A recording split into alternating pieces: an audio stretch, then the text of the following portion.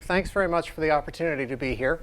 I am here to talk about explaining how our digital stuff works. In particular, I'm here in support of my new book, Bits to Bitcoin, How Our Digital Stuff Works.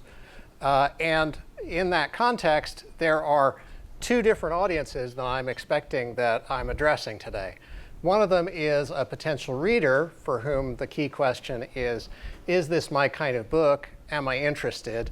And then there's also a potential audience of people who might find themselves in somewhat the position that I found myself in, of having a certain amount of technical expertise and a modest amount of inclination to do something with it in terms of sharing it with the world. And you might be interested in the question of what it takes to get this kind of book done. So let's go ahead and look at the potential reader side of that. So that's the story of the book in terms of what's in the book. The book is described in its blurb as an accessible guide to digital infrastructure. And accessible is a funny word. In this context, what it means is that I ruled out a couple of popular strategies for how to explain the material. One of the things that you can do if you want to explain computing to people who don't necessarily have a lot of technical background is you can kind of go through the history of the field. That's been done a lot. I don't think it really gets you very close to the core of what's happening, for the same reason that when you are, for example, choosing to publish a technical paper, you don't talk about all the dead ends that you went through along the way. I also wanted to focus on something that didn't involve programming. There's a lot of books that teach you programming. There are a lot of books that assume that you know programming or that teach you programming along the way. But it seemed to me as though one of the things that I could see is that there were people for whom programming was either a block or at least it was too much work for them to take it on. And so I wanted to understand if it was possible to do something that didn't depend on programming. So my approach to what's in the book, I'm going to tell you a little bit about how the book is structured. Then I'm going to show you some selected topics. There's a lot of material in the book. So I'm not going to come anywhere close to covering all that's in the book. And even for the things that I pick, I'm not particularly trying to explain any one subject thoroughly. I'm just trying to give you a sense of the kind of approach and the kinds of things that are in the book. But then I am going to come back and look at something that I would expect it would make a difference if you had read the book in terms of whether you understood a particular comic strip from XKCD. OK, the book's structure.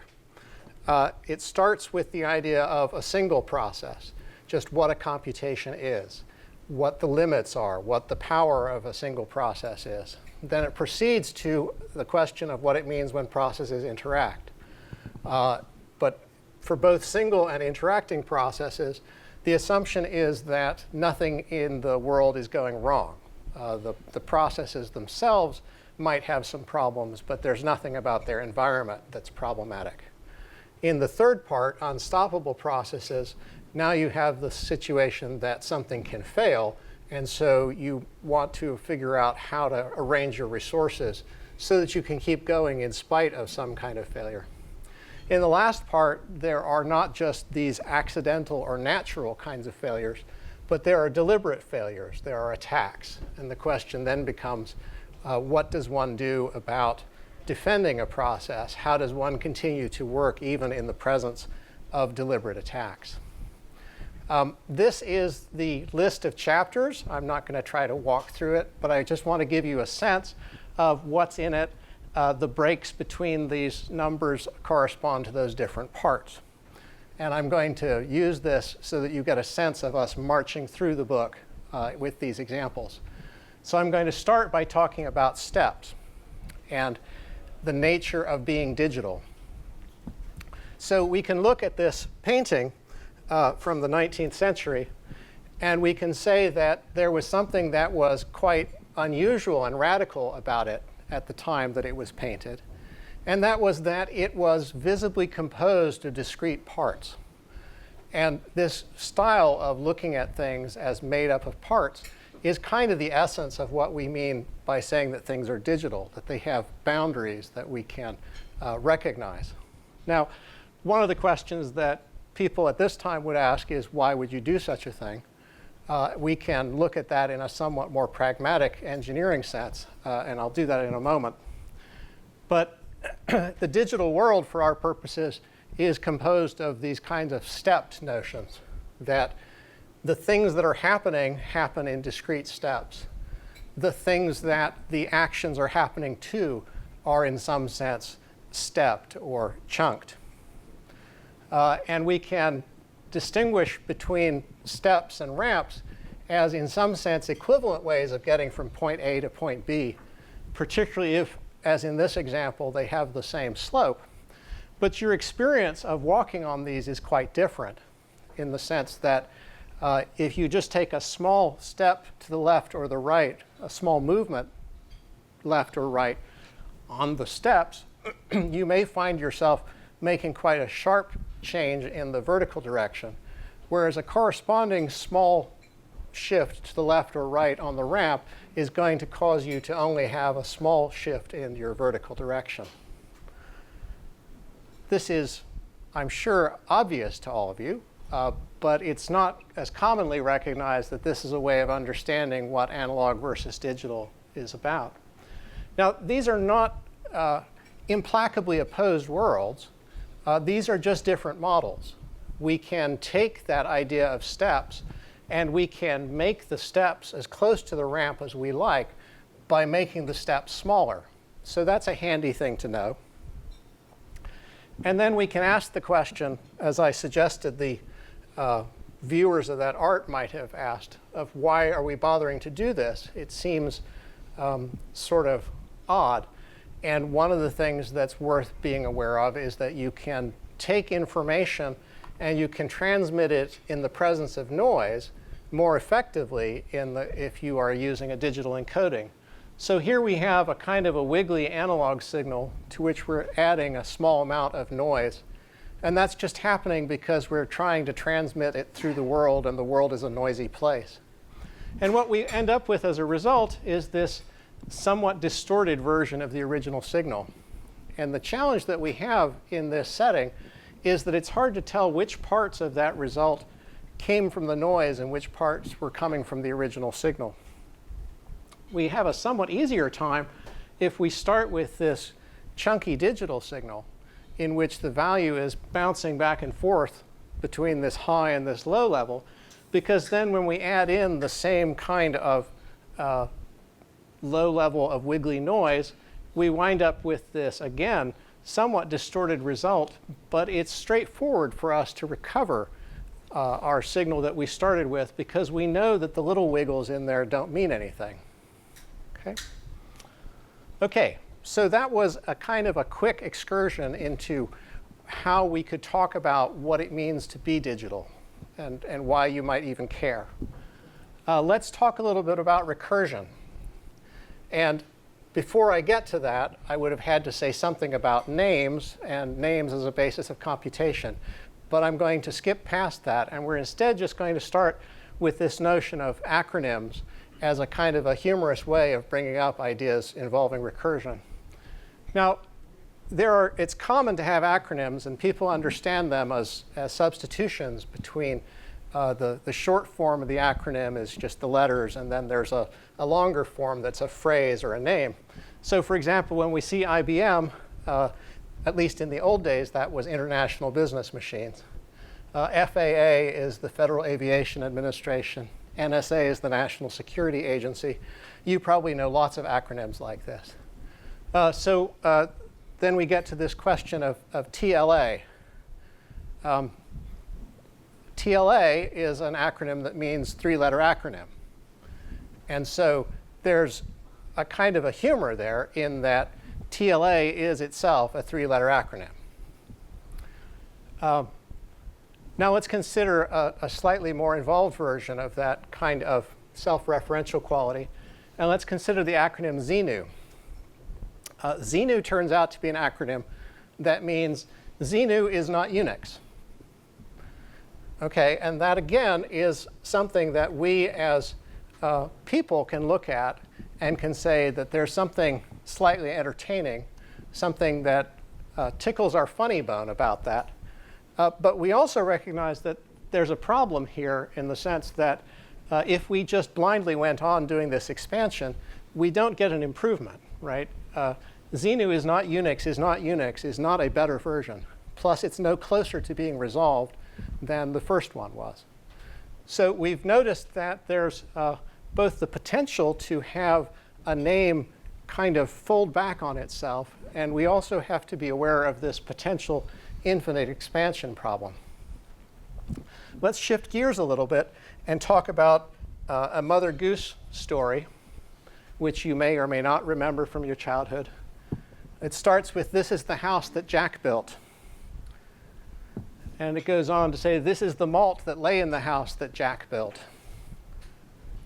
This is the rat that ate the malt that lay in the house that Jack built. This is the cat that killed the rat that ate the malt that lay in the house that Jack built."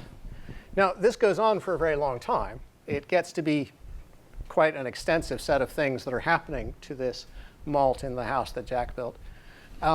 But the point, I think, is it's teaching children a pattern about being able to keep extending in terms of clauses, right? Basically, the lesson here is you can always stick one more subordinate clause into an English sentence following this pattern. And you can, in fact, if you are a computer science type person, you can start saying, well, it's not enough for me just to read that Mother Goose rhyme. How about if I write some rules about it?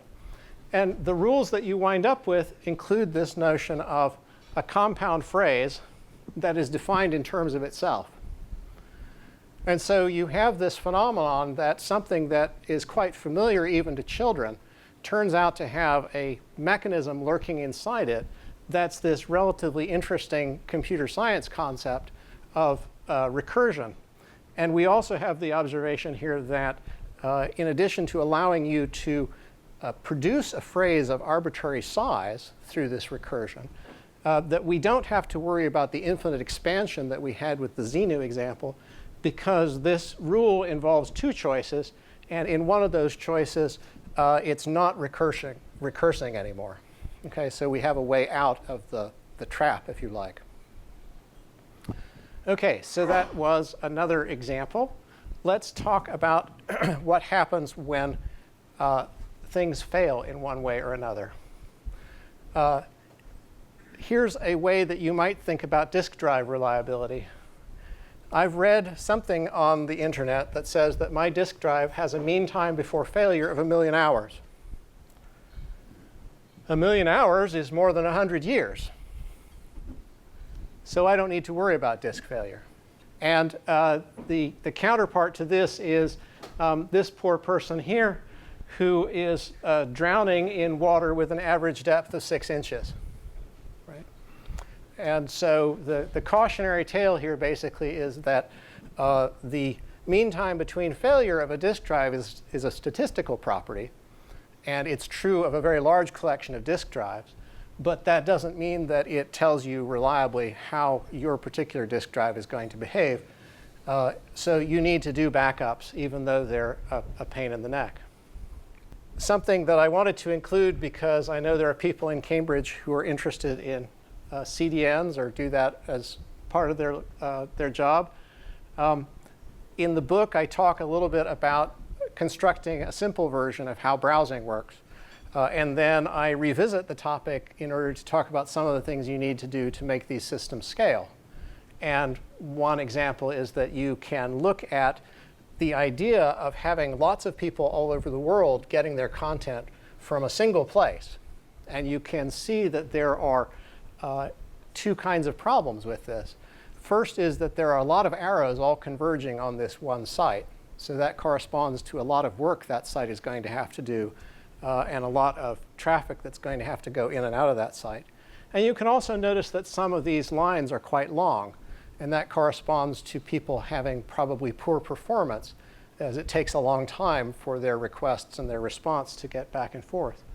And so we can immediately, just in a kind of an intuitive sense, see the merit of some kind of content distribution by saying I can take those exact same clients, and if I now have 3 different sites around the world that they can get that content from, there are fewer arrows going into any one of those sites, and the arrows collectively got quite a bit shorter.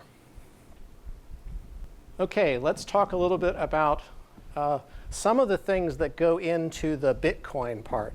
So the flow of the book is starting from very simple stuff like what are bits, winding up to more like how does this Bitcoin thing work anyway.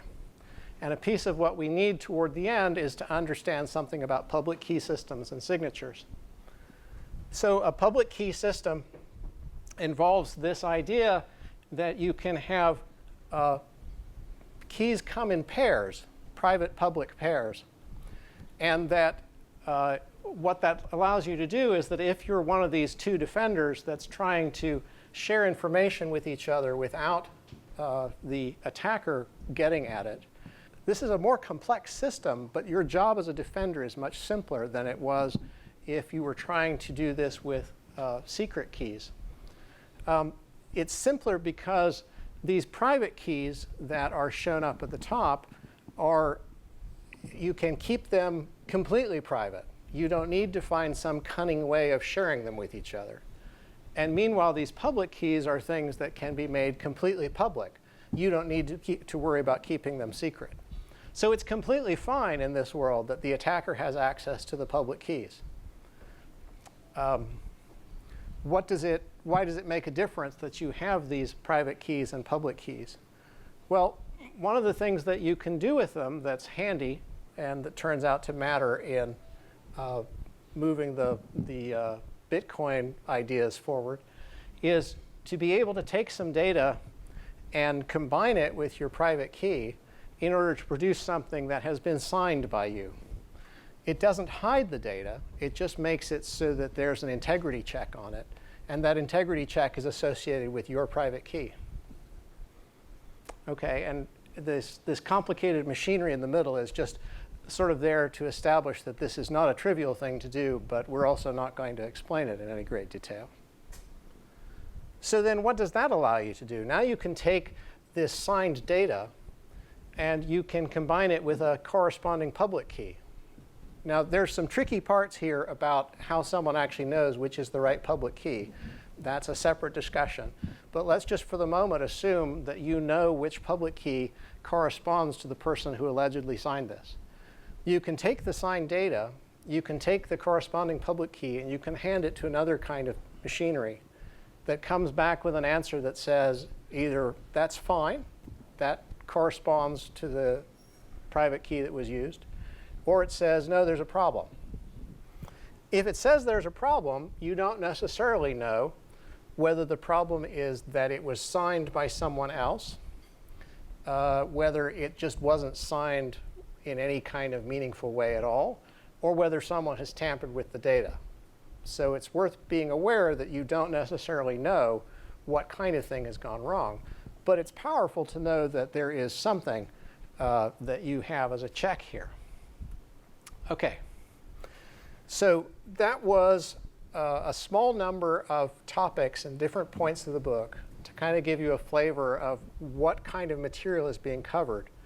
Now I want to show you an example of the sort of thing that just shows up in the press, where if you were not a technical person, you might well not understand the point of the joke.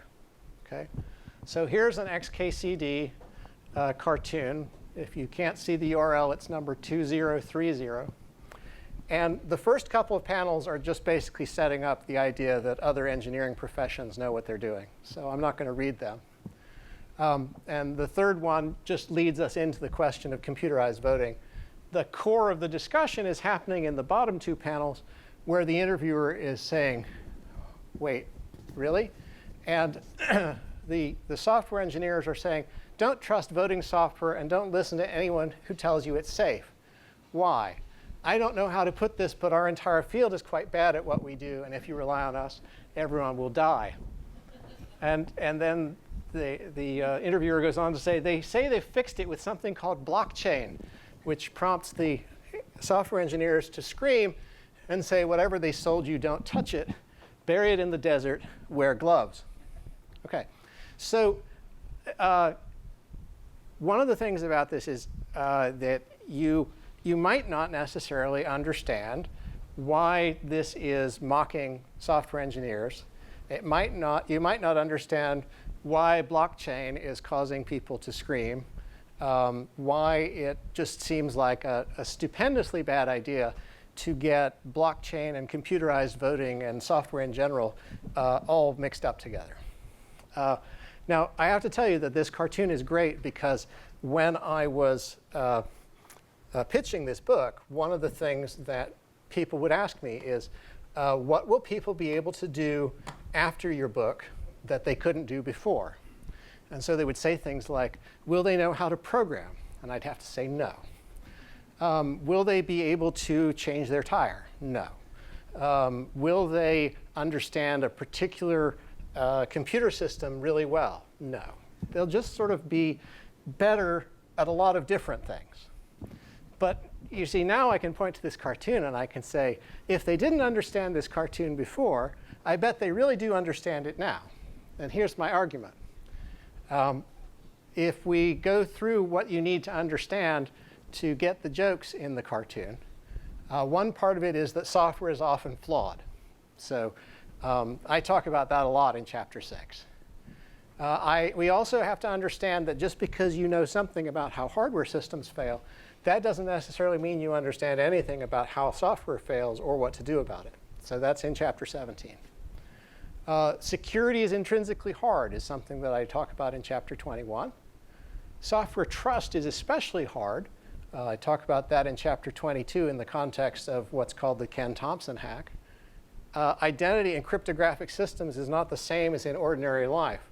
That's the piece that we just went through at the end of the topics about the fact that your private key is basically how you're identifying yourself.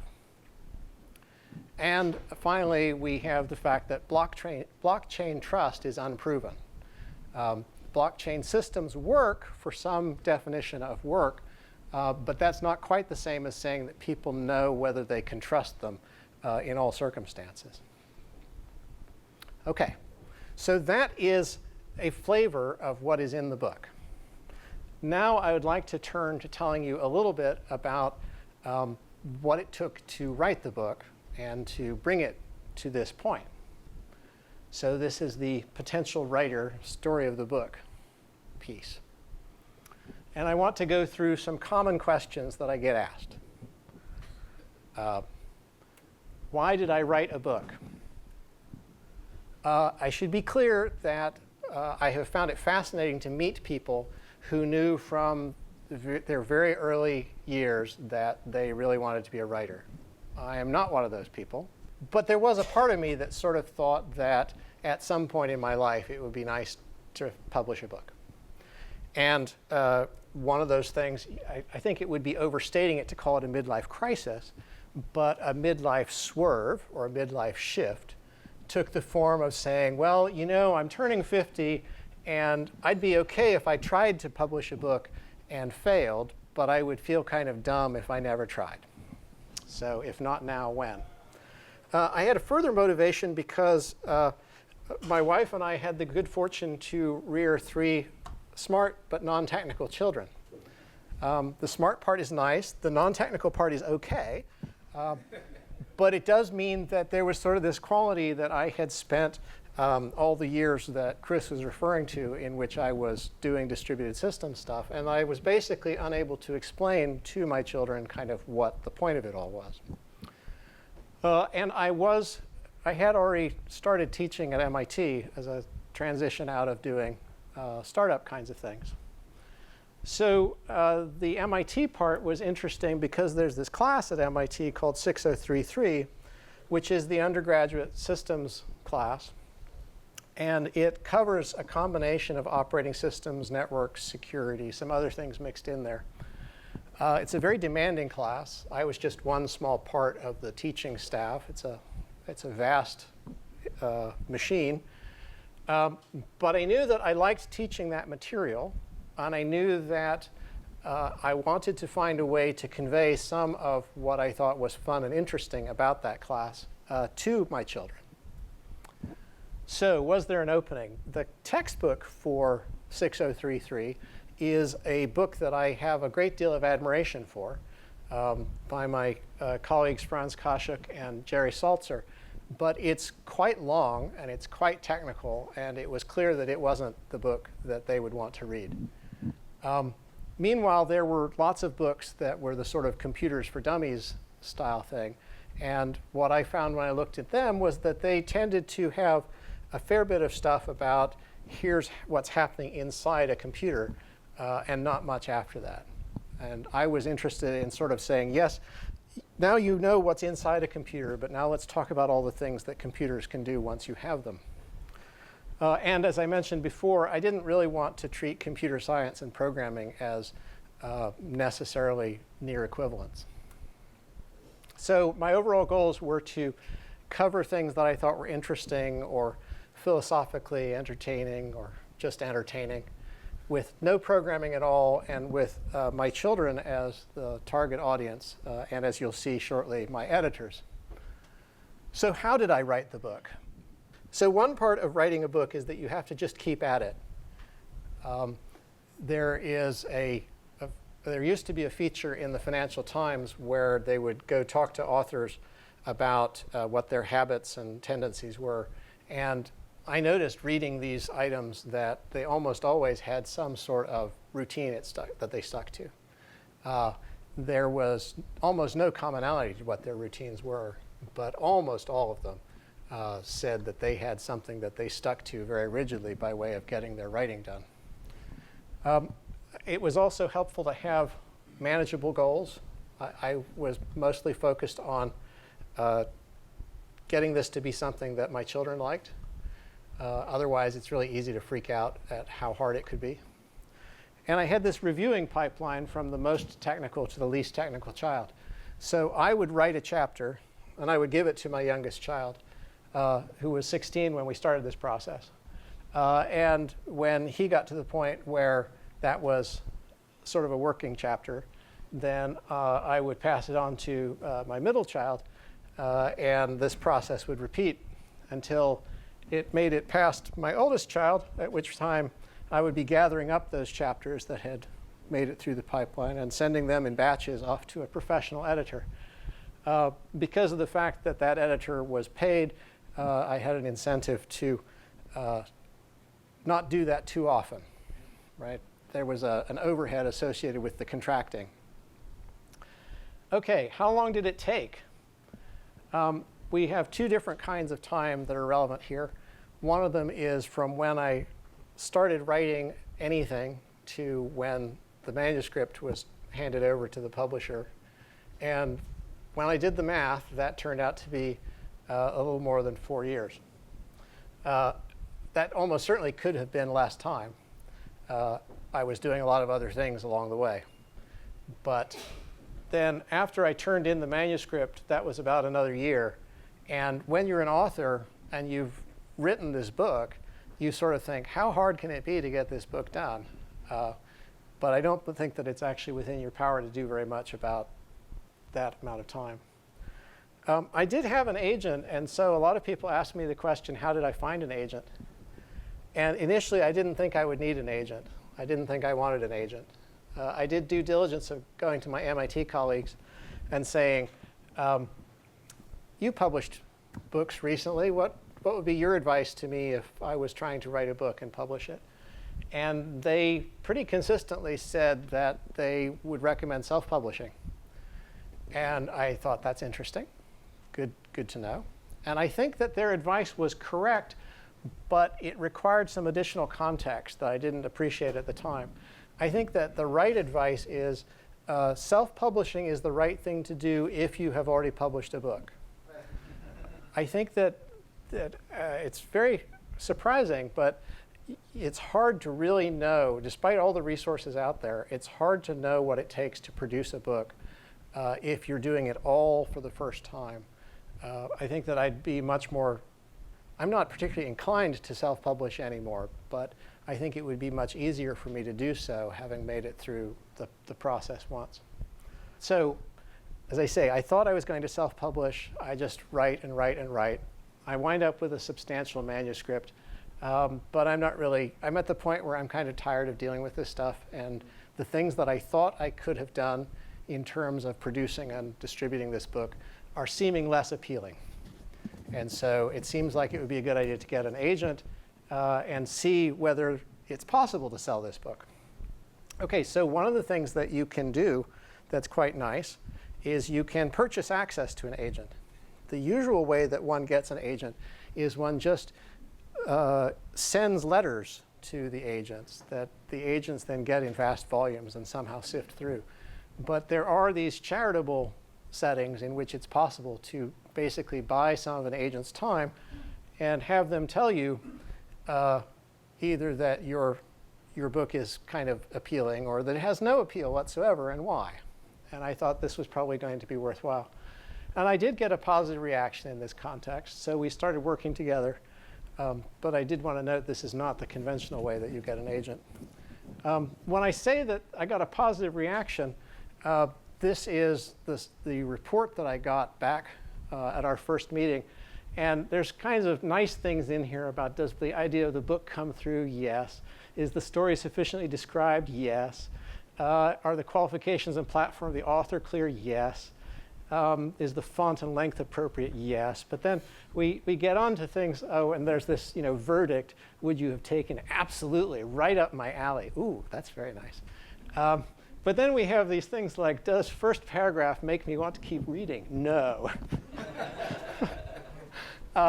Does it feel like this excerpt starts in a logical and compelling place? No. Right? So there was still a lot of work to do here. I did want to put in a word about Grub Street. It's a writer cooperative here in Boston. There are writer cooperatives like it in other cities.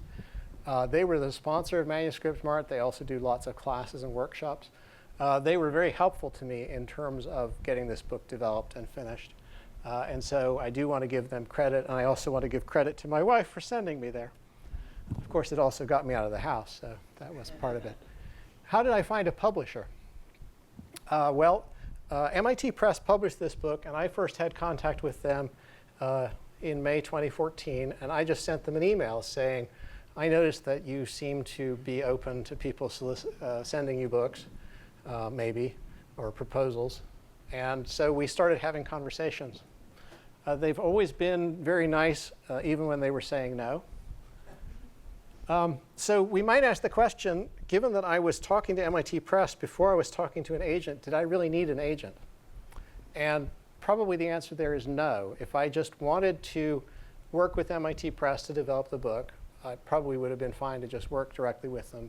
Lots of people do that. Yes, I did need an agent if my goal was to explore all the options for the book and to be confident that MIT Press was really the right choice for publishing the book, as opposed to just kind of being the default one that was the first one that I sent email to. So writing and publishing. This is the conventional rules about what you do. You write a proposal, you get an agent, you sell a book, at which point you get half your advance. You live off of your advance to write the book. You deliver the book, at which point you get the other half of your advance and you pay off your debts. The book is produced and then you market it. You market the book. Okay, that's not what I did. Okay, just wanted to note that this is what you're supposed to do in case anyone is interested in doing it that way. What I did was to write the book, get an agent, write a proposal with the agent, sell the book, shorten the book, deliver the book, and then produce the book, and of course, market the book. OK, so I added a step here. In addition to doing things out of sequence, I added shorten book. So why am I talking about that? Well, this was the book as I envisioned it when I was in self-publishing mode. This was an old title. I don't know if anyone was paying close enough attention, but there was yet another title on the agent's report. The book has had a number of different identities. This book was 170,000 words. And I'm not very good at thinking in terms of word count, but it turns out that that's certainly more than 600 pages. And so that's a pretty daunting kind of book to think about a beginner, a person who wants to learn something about this, dealing with. Okay, so that wasn't going to work. The book as published is 100,000 words, and that turns out to translate into 368 pages. And I think it's probably about as big as it could be and still be appealing for its intended audience. So one of the challenges is I did want it to be something that was accessible.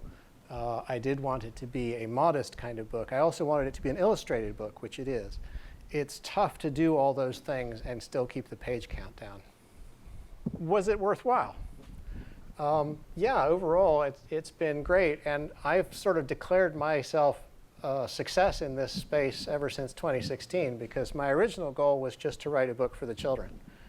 And everything since then has been a bonus and mostly fun. I also came to realize recently that it wasn't a part of what I set out to do, but I think that along the way, I've also had a chance to do some things that I didn't get to do in the startup space, in the sense that I've never been a founder and I've never been the key person shipping some particular product. But in this case, I am the founder of this startup. I am the person who shipped this product. And so that's a nice experience. So that's the book. That's the process. I'd be very happy to take your questions.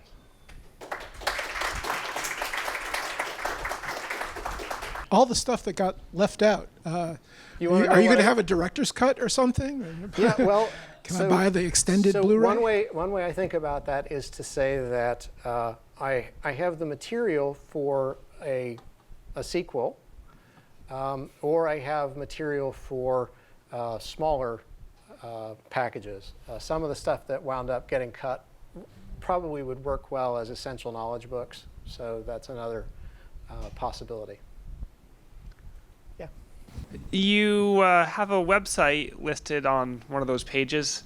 Do you think about putting them as blog posts on the website, or? You mean the things that I had to cut out? Yeah. Yes. No, I think that is another likely destination. I mean, I have a lot of material, not just because of what I cut out of the book, but because I do still have this writing routine. And so pretty much every day I'm writing whatever things cross my fool mind that day. And so some of the time that's technical and some of the time it isn't. But it does mean that there's a lot of stuff for blog posts and possibly future books. Hi. So I just want to ask, like, throughout the process of writing the book and getting the book published, which part do you think is the hardest? Like, what's your biggest challenge, and which part is the most fun or like the most enjoyable?